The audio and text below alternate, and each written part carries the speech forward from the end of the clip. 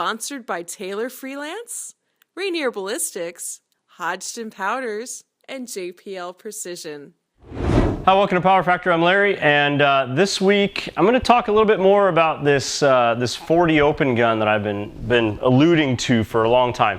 Still don't have the gun yet, but I've been getting, since I've been kind of piecing my way along here. We've talked about the optic, and we've talked about the holster, and I've talked about the fact that I won the gun that I'm going to base all this on. But I've been getting a lot of questions about it because I've been talking about it so much lately. And a couple of the biggest questions are, why 40 versus 9? And I think, just as a history lesson for you, if you don't know me enough already, or if you haven't seen the episodes way back when I first started, I had a 40 Open gun at one time. It was a STI-based gun. Essentially what I did was I got a supremely good deal that you would all be jealous of on a 40 caliber limited STI. It was such a good deal that I said, to my friend I bought it from, I said, no offense, but I'm going to take this 5-inch top end off of here and I'm going to put a 6-inch top end on it and shoot limited because I've been wanting to do a 6-inch top end. And I had JPL Precision build that entire top end from scratch for me, and it was awesome. It was so awesome. It was everything I hoped it would be, and my scores jumped 15-20% overnight with that limited gun. Now that frame was AccuRailed, and what that, I'm not going to go into what that means, but essentially we had to get the new 6-inch top end fit right to that frame, but I still had this 5-inch slide that fit the frame, and my hopes were someday to turn into an open gun as a cheap way into getting into open, because I've already got all the stuff I needed, the slide, the barrel, it all fit the frame, I got the mags, I got the dies in my reloading press, I got everything I need. All I had to do was get a compensator and an optic essentially, and an optic mount, and then on top of that I got a 170 millimeter magazine. But just very few things got me into open about as cheaply as I could back in the day. And I've since sold off all the STI stuff, and now I'm interested in open again. And because I've done 40 once in the past, I just figure I'm going to do it again. I've shown off recently, I don't have it here in front of me, my 171 millimeter Glock magazine, built out of a 22 round Glock 40 mag and the Taylor Freelance +3 extension. It gets 25 rounds. So why 40 Open? That's kind of why, because I've done it before, I'm comfortable with it. I just kind of don't like loading 9mm. I like keeping my press set up for 40, and I feel like it's a cheaper way to get into shooting open. Sure, if I do it on a Glock, everything's kind of cheap compared to STI, but that's kind of my why I'm doing it. Because like I say, I've done it before. I've got the mags, I've got the press, I've got the experience loading for it, all that kind of stuff.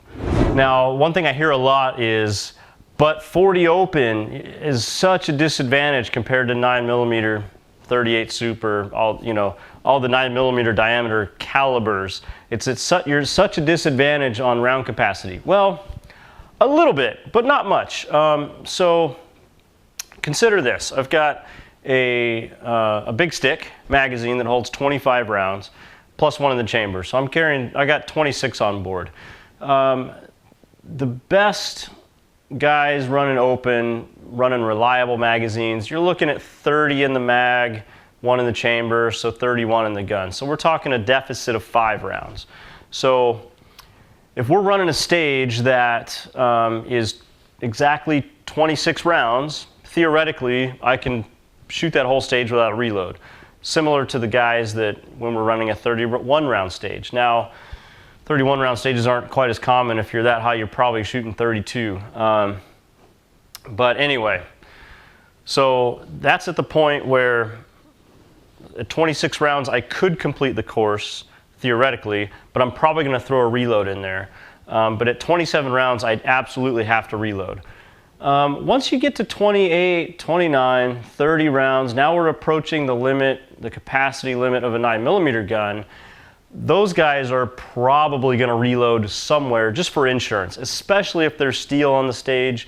I don't know what it is about steel targets and steel plates, but you know, if you miss just a little, you miss completely. It's not like you miss the A zone and you get a C instead. You either hit it or you miss it, and it might go, and if it goes down, it either goes down or it doesn't, and you might have to re-engage. So typically, if there's steel on the stage, let's say it's a 28 round course, a guy with a 30 round magazine is probably planning to reload somewhere. So it's not that big of a disadvantage. On a big field course like that, and you've got 8 round maximum per array, there's somewhere to reload.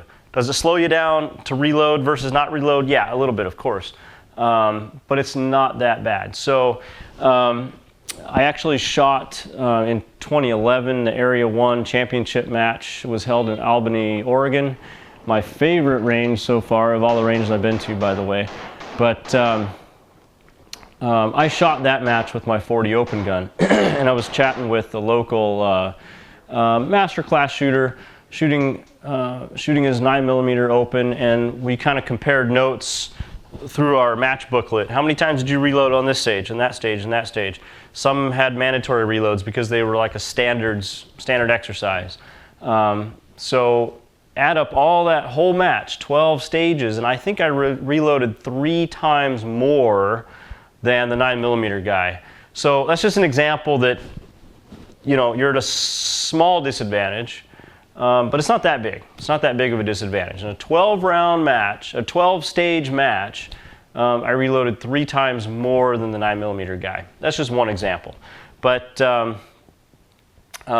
anyway, that's kind of address the why and address the this perceived disadvantage. Now, the other perceived disadvantage that I hear a lot is that the .40 caliber guns don't make enough gas to work the compensator.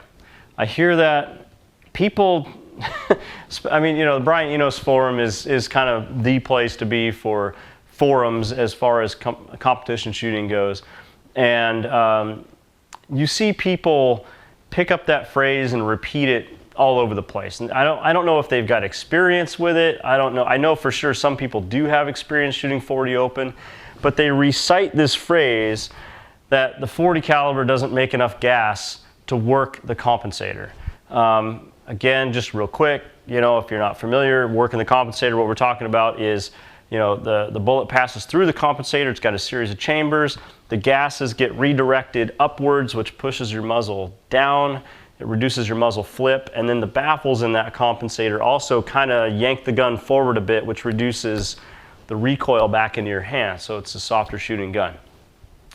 The most important thing is that muzzle flip, so you can track that dot, that optic sight, so the dot doesn't leave the lens, and when the gun goes bang, your eyes are on the next target or ready for the next shot, and you're moving the gun to the place where you want to fire next. If the dot leaves the lens, then you have to wait for it to come back and shoot again. So the important thing is to reduce that muzzle flip. So like I say, I hear and I read this all the time. People say, don't bother with .40. You know, it often happens when somebody says, hey, I'm thinking about shooting open, and I'm thinking about using my Glock 35 or my Glock 22 or my whatever, and a bunch of people dogpile on and go, no way, don't do it because the Glock, or rather the .40 caliber doesn't make enough gas to work the compensator. So I dispute that. I have experience working with it, and I'm going to tell you about that now. Here, go ahead. So what I did was, when I was working up my load, I had my .40 open gun built, and then I started testing loads. If you're using 9, if you're using 38 Super Comp, there's so many people out there. It's well known with this compensator, with that compensator, whatever. Here's the load you want to go with. And there's a lot of people that swear by a certain load, which means powder type, charge weight, bullet weight, overall length, all that good stuff. There's a lot of people doing it, so you got a larger sample size of people saying this works or this doesn't work, or this is my favorite and here's why. When you're shooting .40 open, you're a little bit more on your own because there are fewer people doing it. And everyone's got a different barrel length, everybody's got a different compensator, everybody likes a different powder, a different bullet weight, a different bullet manufacturer. So you're kind of on your own to experiment, but I guarantee you it works. So when I first started doing it, I had some advice to use Ramshot Silhouette. It's a fairly popular Open Division powder for the 38 Super guys, for example. So somebody suggested Ramshot Silhouette. So I got myself a pound of it, I think, maybe a couple pounds, I don't remember. And then I had lots of 40 bullets to experiment with. I used every bullet weight with a standard conventional lead bullet that you could think of. I mean, I didn't start with, but I started with this, just everything at first. I mean, 180 grain. 165, 155, 140, and 135. Those are the most common conventional bullet weights for 40. I used all of those with various charge weights, trying to come up with something that would both make major power factor and properly work the compensator. And I went through many iterations of it, and eventually I kind of got down to something that worked okay, gave me major power factor based on the chronograph results, but I was still losing the dot. The gun was still flipping enough that I would lose track of the dot, and I felt like, what it felt like to me was, it felt more like a limited gun, where, you know, with a standard non-ported barrel, everything goes out the end, and after the bullet's gone, all that gas going out the end contributes to muzzle flip. So at the time, I was remembering an article written by Bob Londergren from Brazos Custom, and he's got like a maintenance article in every front sight magazine. Every front sight that's came out since I've been in the sport for 12, 13 years, every magazine, every month, he's got a column where he's talking about maintenance and gunsmithing and what have you. And once upon a time, he came out with an article that I had remembered, and I dug through my stuff and I found it, and he describes one test. This is not the end-all be-all, but it's a good test of your compensator slash your load performance. And what he said was, take the muzzle end of your gun and put it 1 inch from the white side because it's easier to see, of a standard USPSA target, and fire a shot and check the results. So I did that, and let me show you what the results of that was. So here's a standard USPSA target. Here's the white side, brown side. And so what I did was, at first, as a control, was to shoot just a regular limited, just my regular limited gun. This was, I've got it labeled here, no compensator, 135 grain, and I've got my load written on there. But this was shot out of my limited gun at the time. All the gas goes out the muzzle, and at 1 inch from the target, it blew this hole in the target. I mean, broke it right to the perf, tore a hole all the way out to here. So that's expected, right? That's totally expected. When you're 1 inch from the target, you're gonna just, all that gas is gonna blast the target. Now that was my Open Division load through a limited gun. So the next thing I did was, I went to test the load that I felt like was getting close. Like I say, this was after a lot of experimentation. I was getting close, but I wanted to verify what I was feeling. I felt too much recoil, too much muzzle flip, and I felt like I could do better. So I wanted to test that load with this test right here, and the result of that is this. That is my silhouette load. At the time, I was still using 140 grain bullets, and what you see here is a lot of black soot, a lot of scorch around the target, and a tear. If you see that tear, that means you got way too much gas going out the end of the compensator. So at that point, that's all I had to experiment with at the time. I put this target away, and I thought to myself, okay, so that means I've worked this load up with that bullet weight, and worked it up enough until I get to a point where I make major power. That's the goal. Let's get up to like 170 power factor. And then tested the load, and sure enough, I got too much gas going out in the end. So that can be solved in a couple of different ways, but I didn't want to change my compensator. So the cheap thing to do at the time was to experiment with different powders. So I thought to myself as an engineer, okay, so what this is telling me that after the bullet's gone, it's still making gas. That powder is still burning, and there's still excess gas that's going all the way through the comp and out the end. And that target proves that.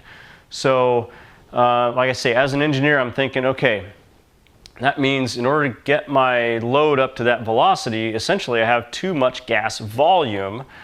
I'm making too much gas to get that bullet up to speed. So I thought to myself, then let's up the gas pressure, less gas volume but more gas pressure.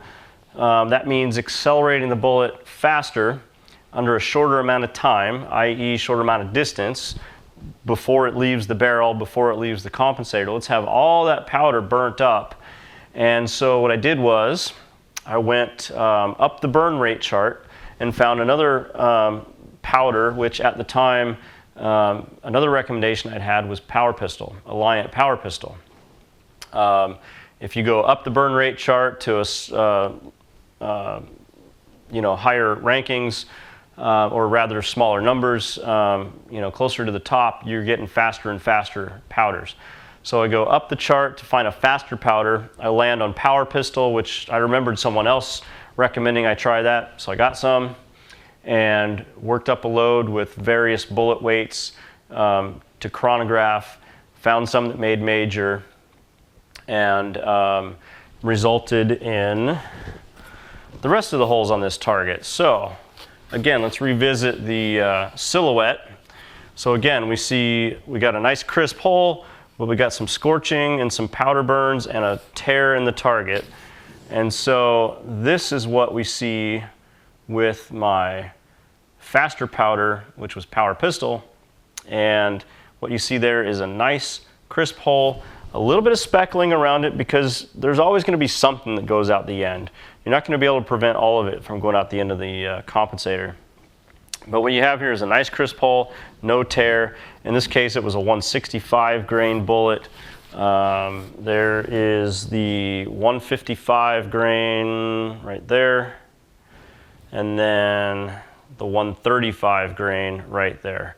And this is the load I settled on. So all three of these, essentially what this tells you, what this told me at the time was that now I have the right combination of the load and the compensator. All three of these up here passed the test, in this case, passed that test. And then it comes down to feel. It all comes down to feel. What does the gun feel like? How does the gun recoil? And all that stuff. And eventually what I settled on was the Rainier Ballistics 135 grain bullet with Power Pistol. The charge weight, I remember it, but I don't know. Maybe I shouldn't say it, but I think it's a book load. Maybe it was written on there, I don't remember. But anyway, it was a 135 grain with Power Pistol, and it was loaded long for the STI. So if I had my load written on there, I don't, that's good. Work with your loading manuals and work up a load within the safe parameters. That's our disclaimer all the time when we're talking about loads. I'm sure I did that, but for the STI, we load quite a bit longer, which drops the pressure down to safer levels within the cartridge itself. So when I do this with the Glock, I'm going to go through that process. I'm going to start with the powder I've got right now, which is CFE Pistol from Hodgdon, and I'm going to begin working up this load. We've already talked about, I did use the load. We chronoed it on one episode. I used it on the hybrid open Glock on another episode. So that's the powder I'm going to be working with. And then it's all about selecting a compensator and then working that load, varying that powder charge to where I'm getting both major power and that all, or not, you can't say all, but as much as possible of all that gas is exiting the comp, hitting those baffles and turning upwards, which yanks the gun forward, pushes the muzzle down. That's going to be my process, is select a compensator, start working with that powder, and hopefully, from a financial perspective, I'm hoping that I land on something that works the first time. If not, then perhaps I'll have to change the comp, perhaps I'll have to find a different powder, but I'm so far from that right now. That's way down the road. First of all, first I got to get the gun, then I got to get a compensator mounted up to it, then I'm ready to start playing with it. But I'm thinking about, so the CFE pistol is closer to silhouette on the burn rate chart. It's like right next to silhouette, just slightly faster. Well, I say slightly faster. I don't know how fast it is. The burn rate chart is not linear. It's just that this one's faster than that one and slower than that one, and that's all you know. You don't know how much faster it is, so always, if you're using a burn rate chart, use that to select a powder based on relative quickness or burn rate, but then go to your loading manual for that powder and then use the loading manual, always. You cannot base your load off of the powder next door. It doesn't work that way. So make sure you do that, work up your load safely. Most likely, since this CFE pistol is closer to silhouette than it is powder pistol, the two I have experience with. I also have experience with autocomp, Winchester autocomp. But since CFE pistol is closer to silhouette, the compensator I start with for my 40 open Glock most likely will be the SJC 11 port compensator. That way it's got more chambers, and it's called 11 port, but it's like, it's really like 5 on top and 3 on the sides, or maybe it's 6 on top and 2 on the sides, something like that. It's got enough chambers to give that relatively slower powder enough time and enough baffles to exit that compensator and work it properly. That's what I'm hoping for anyway. So as much as I don't really love the way that compensator looks, I think I'm going to start with that and see if it functions the way I think it will. And of course we'll be talking about that as we go. But otherwise, I've got kind of a custom compensator designed that trying to convince Taylor Freelance to build for me. So we'll see how that goes.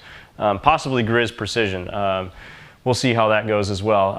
I'm probably going to be using Grizz Precision for mounting my optic to the slide, for cutting up the slide and all that good fun stuff too.